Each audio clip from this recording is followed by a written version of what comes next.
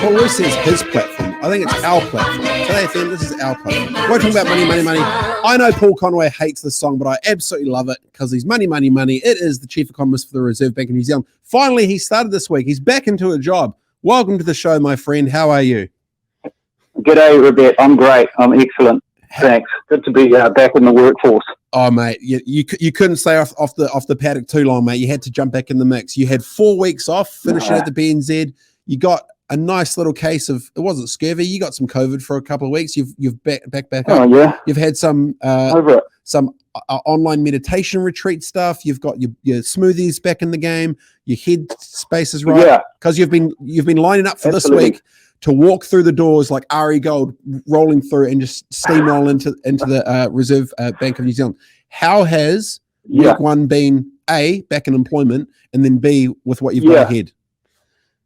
Oh, look, it's been excellent. I've had a great week. Can I just, Robett, take a little minute to say that this is my first interview as Reserve Bank Chief Economist. Let's go! Which is a big deal for me. Although I don't know if interview is the right word because we've been doing this for a while now and it sort of feels like chatting with a good mate 2 beers in, but it's my first time on the airwaves as Reserve Bank Chief Economist, and I'm very happy that is talking with you on Robett Live. So thanks, as always, Robett, for having me. Mate, I'm proud, I'm privileged, I'm stoked that we're very lucky that, I just get pumped that you're in a position that has influence of positivity for New Zealand. I'm in a position where we have a platform to help communicate so much the ideas and the relatability of the mainstream stuff, which I think we both believe the majority of Kiwis are too either afraid to talk about or don't understand it, and they don't know how to engage with it, and they see it too much of as a ivory towery, whatever. I'm just not going to talk about it, opposed to us bringing it to the forefront. So, well done, you. I feel very honoured, my man, Paul. Well done. So let's get into it.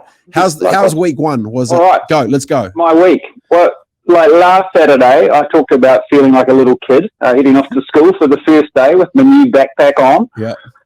And this week, 7 days later, it's sort of, I don't know, it felt like a kid in a candy store has been the theme of the week. So many interesting issues and sort of thought streams going on at the Reserve Bank. I sort of feel like I've just been plugged into some amazing, important streams of work. So, it's been a great week. But can I just start with the people?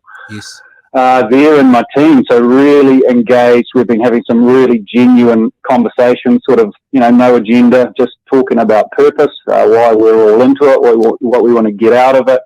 I've got a lot of young people in my team, so there's a good youthful buzz to the place, which I love. So I guess, young and onto it was sort of the first things that I noticed as in really onto it. So lots of smart people, which has been awesome. I did have one sort of, oh my goodness moment where my heart rate sort of shot up a little bit, and I was walking around going, oh man, I have to direct all of this, and the sort of, the weight, the enormity of the responsibility that I feel sort of weighed on me, but I just sort of breathed through it. And I've been psyched. I've been super into it. It's been a wonderful sort of induction first week, and, without wanting to sort of sound arrogant, I just feel like I'm the right guy in the right place at the right time. It's been awesome. Now, there's a difference between arrogance and confidence, and when you know your skill set and you know you're at the right place with the right time, it's usually the latter. So good on you. So maybe obviously and obviously now that if this is your first official interview as Chief Economist of the Reserve Bank of New Zealand, I also might say that I've got to give you a little disclaimer just so in case, because I can guarantee you there's going to be all sorts of HR and legal and whatever potential implications.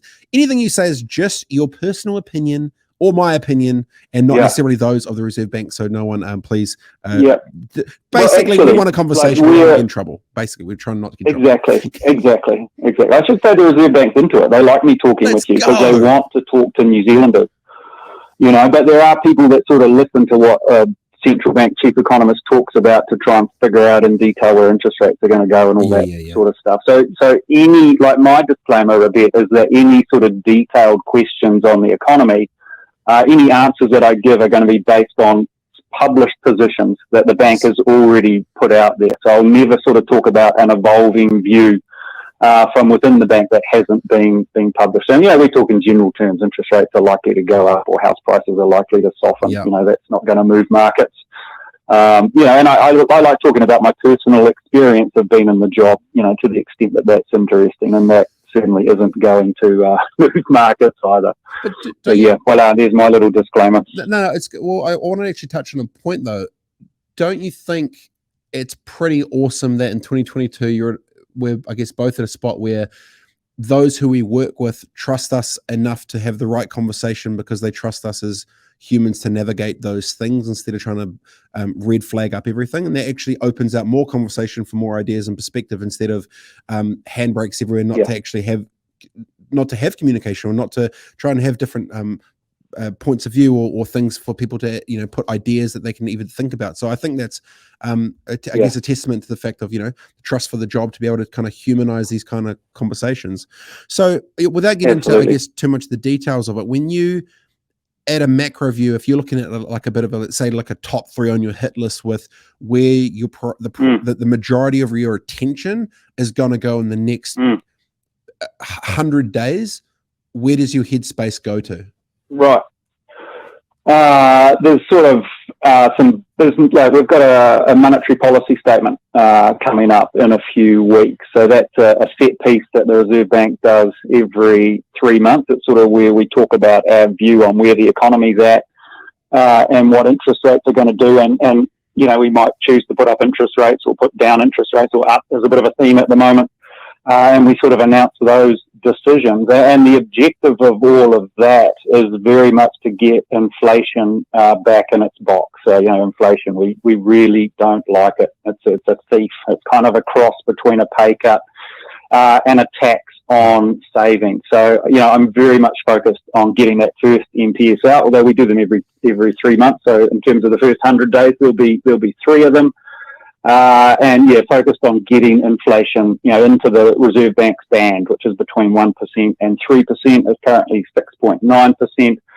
So we really just want to lean on that and get it back to where it needs to be. But we do that in a way that sort of avoids unnecessary volatility in the economy. So we sort of talk about bringing the economy into a soft landing. You want to control inflation, lean against that, but don't crash the economy in the meantime. And once we've got that, it'll be all about sort of creating the conditions for sustainable, non-inflationary growth going forward. So, there's a big challenge in all of that. I think there's a lot of economic skill and wisdom required to sort of pull that off over the next little while. But we'll do it. This is bread and butter for central banks. We're totally up for it. It's a challenge that we will absolutely meet. So I was going to say for a quick sec, obviously now, the borders are opening up, tourism's starting to kick back off, dollars are starting to flow around, people are starting to move logistically. There's a lot of, I guess, energy in the business sort of space rolling around. I don't even want to guess how big the spreadsheets are that you guys work with at the Reserve Bank, but I can imagine there's probably a lot of interesting scenarios you'll have to navigate with balancing, I guess, growth of the economy with as the world opens up too. Like, how do you kind of how many other different ways of models do you think about? We have to, I guess, think about in terms of tourism's going to do this and this, like all these in hospitality and bits and pieces. Just talk me through, I guess, how you kind of approach navigating all of it when there's so many, I guess, moving parts, right? Because I was just literally thinking about tourism and hospo, and I was like, oh, geez, it's changing every day, right? Yeah. Well, we've moved on from spreadsheets. It's a fair thing. So these people I work with, they, are weapons, to use your words. They're just awesome, and they've got, they use MATLAB. They use very sophisticated econometric techniques, and we've got a wealth of data. Not just sort of official data out of Stats NZ, but micro data that's coming out of the private sector. So about people, about individuals, about businesses. And, we've got a bunch of models that we run all that through. And, that's great. That's really important. But, it's really, this is about people. So it's not physics. So there's kind of one expression I really like, which is all models are wrong, but some are useful. And they're not going to tell you exactly what is going to happen, but they are useful. They sort of, they account for your judgment. They sort of make sure that you don't try and get away with something. Everything has to be sort of internally consistent. And they're just a really good way of keeping track of where the economy is at. Because as you say, it's an incredibly complex beast. So essentially, all this modelling work that we do, it simplifies it down and gets it to a place on the page where we can talk about it and sort of put a layer of, well, not quite art, but, of sort of intuition, economist intuition over the top of it. So it's not like the economy is being driven by a model, but we use models to just keep track of all that complexity that you're talking about there. Well, so, it's awesome to just with being amongst people driving those tools. Yeah, totally. I mean, with those models as well, it's similar in the startup space. Anytime that you're into investor, year 3 always, funnily enough, looks like a hockey stick. Every time with that model on year number 3, it's a hockey stick, and they're going to the flipping moon. It's like, oh, geez. It's like, like, come on, guys, let's get realistic with it. But I was actually trying to navigate that because, when it comes to, the average Kiwi that's trying to understand all these different things, many of them wouldn't even understand how many different parts all plug into this big, massive engine that is this New Zealand economy. So it's good to be able to kind of simplify it down, for like Kiwis like myself, to be like, oh, that's actually going to have an impact when it opens up to here and we're going to have all these tourists. And, oh, that means we're going to be hiring more people back in part-time work to do all these tourist stuff. Oh, then they're going to be going to the bar, and then they're going to be going to the accommodation. Then we're going to have transport. And then we're going to, it's just a lot. And it's quite probably exciting because it feels like you're getting to start on day one as the world's kind of really opening back up into, in the month of May. It's pretty exciting, perfect timing, right? Yeah, it's exciting time to be starting. Absolutely. Yeah, that's right. I kind of see my job, we've got all this data and we run it through models, which converts it into knowledge that we use within the bank. And then the other sort of big part of my agenda over the coming months and years, as we've talked about, is to just pitch that to New Zealanders in a way that they do understand. And that's not hard because people live in the economy, so they feel these forces acting on them. And all I've got to do is it's a translation job, really, just avoid economic jargon and just put it in a way that people understand. And often I just see, light bulb moments going on all over the place once we do that. And then that just gets us all on the same page, thinking collectively about where to from here and what can we do today to sort of improve our sort of material well-being, economic performance in the future. And I think, when they say simplicity is the ultimate sophistication, it's the same thing when there's like a million things and you can simplify it down to relatable, understandable, like simple tweet of whatever. So it's like, oh, I get that, ... Now, awesome, man. Well, I'm extremely, I'm honored and proud that this is your first interview ever. May it long and continue for years to come. And best of luck for week number 2. And I'm stoked you're in the mix. And well done, you, man. Super stoked for you. Yeah. Thanks, Robett. Appreciate it very much. And good. Your show's going great, mate. I'm loving listening to you. Our show. It's great stuff. Our show's going great, Paul. Our show. A little bit. I got a little bit. Appreciate it, brother. All right. Stuff. My man. Okay. Paul. Cheers, mate. See ya. Bye. Paul Conway from Conway's Corner. Now we can stop saying incoming. We can finally say Chief Economist of the Reserve Bank of New Zealand. Really appreciate his time. We're super honoured and pumped as well that this is the first ever interview. Decided to be with us here today, FM, Be It Live. Coming up after the break, we have Mr. Bruce Pilbara, one of the smartest, greatest humans around. It is 1:43 in Aotearoa, New Zealand, 6:43, coming up almost to the end of the show. Hope your Arvo is going well wherever you're at. We'll see you in a sec.